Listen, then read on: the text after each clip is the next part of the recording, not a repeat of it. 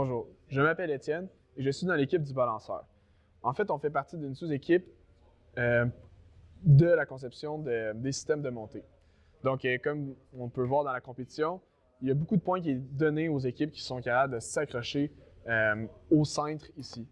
Mais un des éléments qui est quand même assez différent des autres années, c'est la balance du cintre.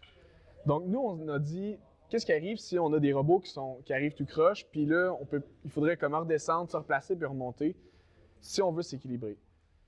Nous autres, on a donc décidé à penser à une idée folle, c'est de dire de se déplacer sur ce cintre-là.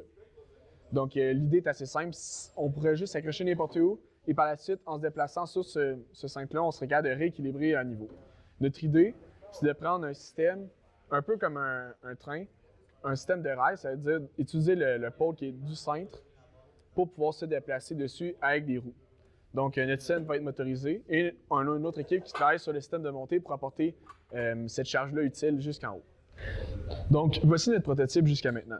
Donc, comme vous pouvez voir, on a rajouté un moteur pour motoriser le tout et on voit aussi les roues ici. Fait qu'on peut voir que le moteur va pouvoir venir faire tourner ces roues-là ici qui vont se promener sur le pôle du cintre. On a déjà fait des tests. À date, ça marche super bien. On a soulevé mon poids au lieu du poids du robot. Donc, je suis à peu près 50 livres plus lourd que ce que le robot peut être. Donc, en ce moment, c'est une solution quand même viable pour se déplacer. On va pouvoir mettre également des vidéos de nos tests par la suite. On a rajouté également des ressorts afin que la charge reste relativement droite quand on va venir monter tout notre mécanisme. Puis, ça va quand même permettre au robot de pouvoir s'agripper sur le poteau s'il est tout croche. Donc, le poids du robot va venir vraiment battre les ressorts dans tous les cas quand on va commencer à grimper.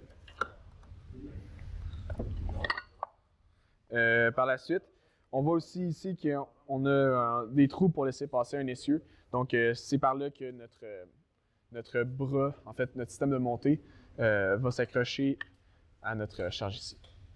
Dans le fond, une autre des affaires qu'on veut vérifier, c'est qu'à la fin de la partie, il y a un 5 secondes après que la fin soit arrivée, il faut que le robot maintienne sa position.